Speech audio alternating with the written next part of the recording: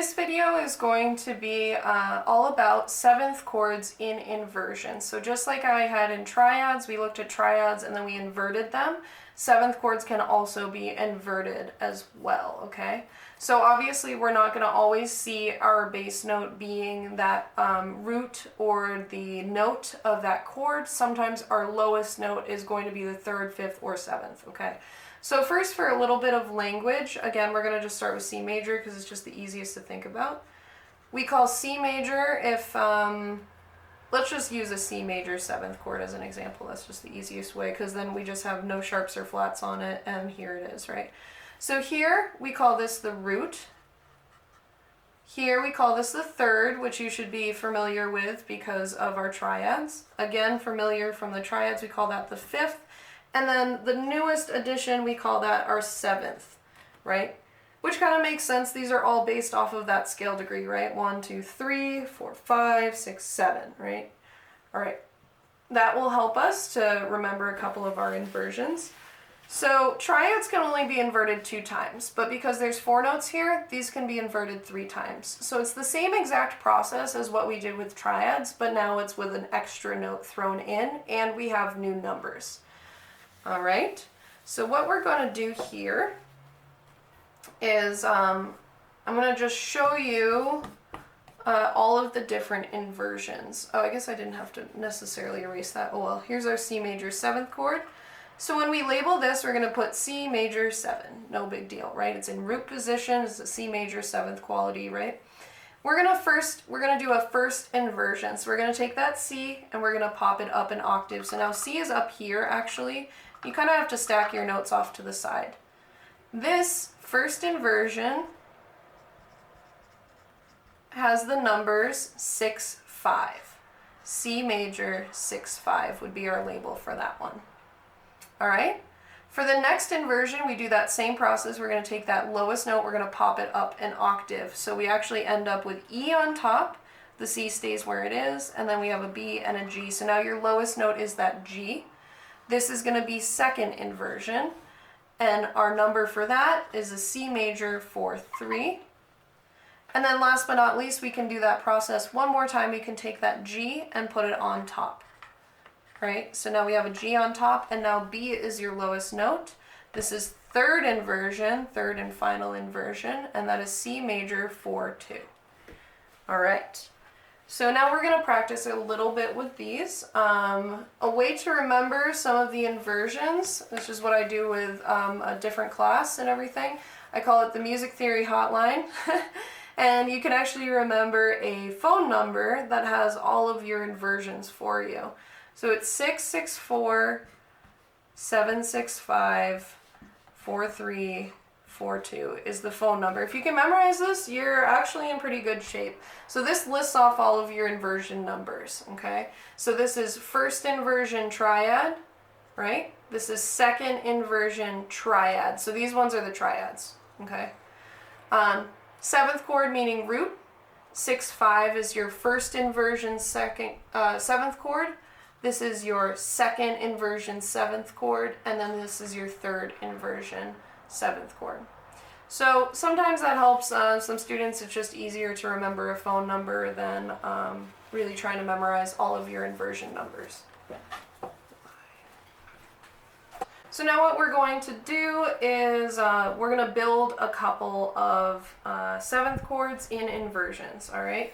So first things first, we're going to build a E major minor 6, 5 chord is what I'm going to ask for. Let's do treble clef. E major minor 6, 5 chord. First things first, before we even worry about that inversion, let's just build this chord in general, okay? So we are looking at E major minor. Let's just throw in our snowman formation, right? We got our 4 notes. We're going to talk about the inversion after. That's kind of the last step. So first things first, we're going to just build our major triad. So if we're thinking about the key of E majors, we have how many sharps? Sorry, I'm just going ahead. We have 4 sharps, right? And it's those ones. So let's make sure that this matches up. We want a major triad. E, G, B. What do we need to add that's in the key? We need to add a G sharp. That's our major triad.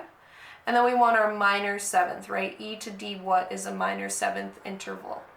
E to D sharp is major because that's in the key, but we want it minor, so we're actually going to go D natural. Okay, so we have our E major minor seventh chord. Now we're going to put it in that inversion. So if you remember back what I just was saying, 6/5 is first inversion. To make this first inversion, we're going to just take that lowest note, we're just going to pop it up an octave. And there is your E major minor 6/5 seventh chord.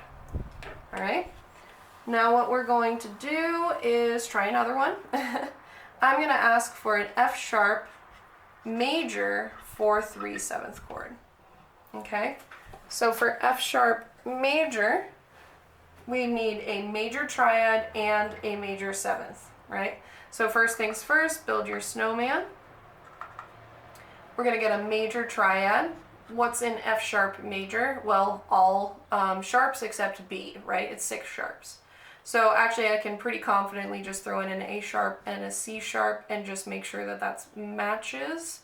It does, because none of these are B, so we can just sharp them all and that makes a major triad. All right, and then here we have an E. Let's do an E sharp, right, because that's in the key. And we have our major triad, major seventh. 4/3. Think to yourself, you can think about that phone number, 664-765-43. What inversion is that? That's second inversion. So what we have to do is, one, make it first inversion. We're going to take that F sharp and put it up an octave. It's okay if those are distances, as long as it's all on the same line, right? And then second inversion, we're going to take that A sharp and bump it up an octave, all the way up here. And here's your F sharp major 4/3 chord. Great. Let's do one more. I'm going to do a fully diminished chord because we haven't done those for a bit. Okay, let's do a C sharp fully diminished 4/2 chord. All right, so again, what we're going to do is, first things first, we're going to just put our snowman in. C sharp, E, G, and B, right? Great.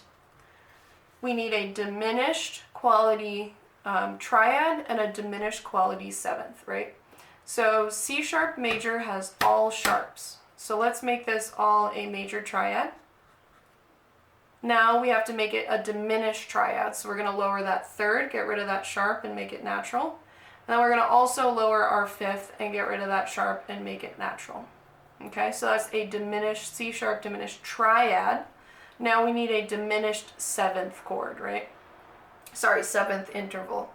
C sharp to B sharp is major. Think about that scale that I talked about with intervals. We go from major, we lower it once, we get minor. We lower it a second time and we get diminished. So here's our C sharp fully diminished 4/2 chord.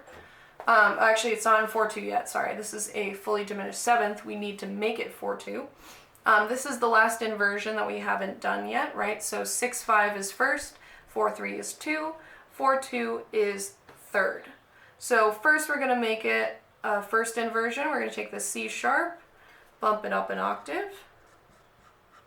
Next we're going to take that E, bump it up an octave. So we're at 4/3, and then last but not least we're going to take that G and bump it up an octave, and here's our C sharp 4/2 chord. All right, great. So a way to think about inversions is that 6/5 has the third in the bass, right? 4/3 has the fifth in the bass, and then 4/2 has the seventh in the bass. Okay, and then obviously root position has the root of the chord in the bass. All right, we're gonna identify a few now. So let's say that I wrote, we'll do bass clef for fun. We're gonna do this. We're gonna do, yeah, okay. So let's say that you were given this and I told you to identify it. So we're gonna work backwards. So what we do in this case is that we're going to look at this and I'm going to unscramble this and make this into snowman form, because it's really hard to think about the quality of triads and seventh chords if they're in an inversion. All right, so let's make this into a snowman.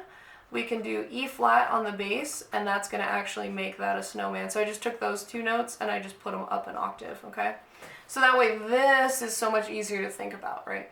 So let's first identify the triad, thinking about the key of E flat major. So you can actually kind of figure out from here that that's your root note is E flat, right?